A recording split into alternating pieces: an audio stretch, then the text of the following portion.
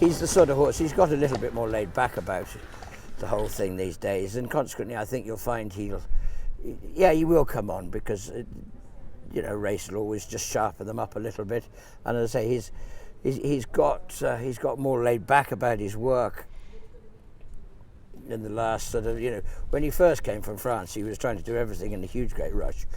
Now he's just a more sensible person. We've got a long way to go. I mean, we've got to get through the King George first, and if he can do that, then Cheltenham certainly suits him the best.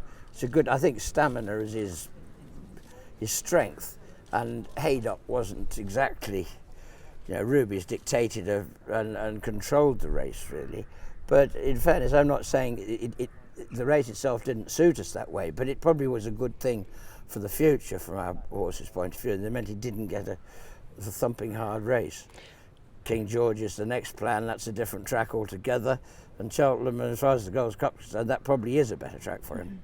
And Finian's Rainbow, we saw him reappear at the weekend as well. He was disappointing in the Amlin chase. Would you put that down to ground conditions? Barry's adamant that's all it is, just ground. If that's the case, then that's fine.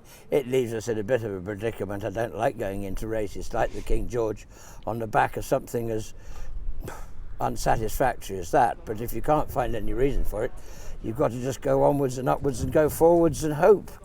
I'd rather sort of have things a little bit more accurate than that, but if you can't, if there's no other reason for it. He's been in great form at home and in himself, and I think if we're happy in the meantime, then that's where he'll go. Second Finian's Rainbow, a plunging leap back in the field, but Captain Chris has a 5-length advantage. Gazelle and for non-stop, and Captain Chris kept towards the inside. The running rail stopped him losing ground, and the Amlin 1965 chase goes to Captain Chris. Richard Johnson. At the moment with Finian's Rainbow, we're looking to move up in trip the whole time. That's why we're trying King George, but I mean, the trip certainly wasn't anything to do with what happened at Ascot, because he'd actually won over further than that at Aintree last year. So I think there isn't much alternative. I mean, there's not much point in coming back to the Desert Orchid at Kempton or anything like that, because that doesn't tell us anything. I mean, that might even be there for Sprinter Sacre if we wanted it. Depends what happens in the Tingle Creek with him, but I think it's more likely we'll still stay hunting up the staying route with Finian's for the time being. Anyway, if it says this is the wrong idea, then he can always come back to Ryanair or Champion Chases. Riverside Theatre makes his comeback in the King George. He goes really well fresh. He just always seems to like it. Every time he's come out first time, he's been really good. And when he won the Ascot Chase last year, it was his first run for a year. In fact, it was his first run since the Ascot Chase the year before, and he was seriously impressive, and he found it, he loves it like that. And I think we took a view, and talking to the owners, we've always said that's what we're going to do this year. And if we really felt like it, he might only have 2 races in the whole season. It might sound very odd, but if he could win those 2, then nobody would complain. Theatre is 2 lengths clear on the run up towards the line. Medeme's given gallant pursuit all the way up the race, and out to the line. Riverside Theatre, back to back. Betfair. I have a suspicious feeling he's not madly in love with Cheltenham. He wasn't, although the Arkle, I'm sure, was too quick for him, but he didn't run very well when he was nearly favourite for that. And you could hardly say he was impressive in the Ryanair last year, but he did win. And I think Kempton probably does suit him, flat track suit him, although then he didn't run very well at Aintree. I think freshness is the important part, not the track. If he gets the 3 miles at Kempton, he's almost sure to go 3 miles at Cheltenham.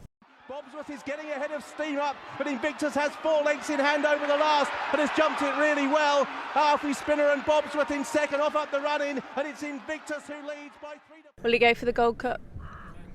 All being well, that's the only thing that matters, because Cheltenham is the one place he does love. He does stay. He's won the Albert Bartlett Novice Hurdle. He's won the RSA. That is the only race that matters, and that's why I'm pretty mindful of do we need to give him a desperately hard race at this stage of the season in bottomless ground. Roberto Goldback goes on, and here decisively so, has quickly found 4 lengths on Duke of Lucca. Natani has no more to offer, being closed on by Pocolan, but down towards the last, Roberto Goldback for Barry Geraghty and Nicky Henderson and Simon Munir. This valuable prize at their... He was very impressive at Ascot the other day, but as I said, the handicapper appears to have taken a view that he's improved £13 since he's been here. Well, that's not the case. It was just the fact that he ran on some better ground at Ascot. Yeah, he did it well. I don't think it was a great race, and I seriously don't think he deserved to go up that much. I can't see, he would have no, I mean, in the Hennessy with, as I say, better ground was what was why he looked a better horse at Ascot. I don't think he was any better than he's ever been before, but they went and put him up £13, which has now put him into a zone of which he has no competitive chance whatsoever. So we've just got to run him.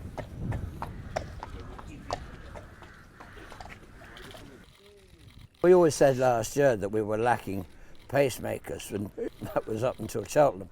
And then sort of the latter half of the season, Sanctuary suddenly popped up, and not only did they become a sort of natural pacemaker, but a horse that's going to take an awful lot of, you know, a very serious rival.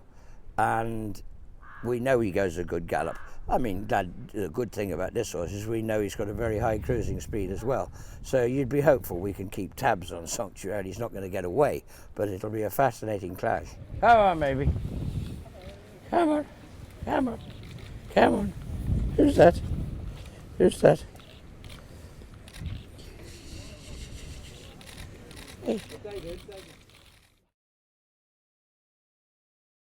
Simon Sigg responds with a really good leap at the last, and he's going to cruise up the run-in to make a very impressive hurdling debut, and hard held. Simon Sigg's going to win. He's good, he's coming along well, and I remember we had one fortnight that we had to go easy with him, but he's back in work now, and I hope he'll be out in a fortnight. We're going 2 mile novice chasing, yeah. We didn't run him at Cheltenham on soft ground, so there's not much point running him anywhere else in soft ground. This whole thing is becoming an absolute nightmare at the moment, and Grand Duet will go to the International at Cheltenham. It's not to say that Darland can't run in it as well. It'd be annoying to run them against each other, but is the ground going to be any better in 3 weeks' time there? I mean, there was always that opinion last year that some people didn't think he was a Cheltenham horse, but therefore Kempton would have been an obvious place. But I don't think he was good at Cheltenham last year, and that would suit him well. Don't really want to go to the Christmas hurdle with Darlan because that's where we want to go with Binocular, and they're both JPs. Consequently, I have put Darlan in Ireland at Leopardstown over Christmas, and maybe that's the place to go, because actually Leopardstown is one place that might have some decent ground. I don't know, you just get the feeling at the moment that there is going to be no decent ground. It's just horrible everywhere, and it's driving me mad, but every other trainer in the country's got the same problem. Do you think Binocular could follow up on his success in the Christmas hurdle? And he's in good form, and he's coming on well. We might have a racecourse gallop, all's going well. I mean, he would definitely go straight from there. That is the intention, is to go straight to Kempton. Oscar Whiskey comes down towards the last and stretches away. So Oscar Whiskey is over the flight at which he fell last year and will put the record straight here. You can map out a 2.5 mile programme that takes him through, unless, and we did say after, he was impressive the other day, if it came up very soft ground at Cheltenham, we could think about even coming back to 2 miles with him. But you can easily find a route that takes him from here to the Aintree Hurdle, which he's won the last 2 years, without actually having to move off the 2.5 mile route, at which he seems to be the dominant horse.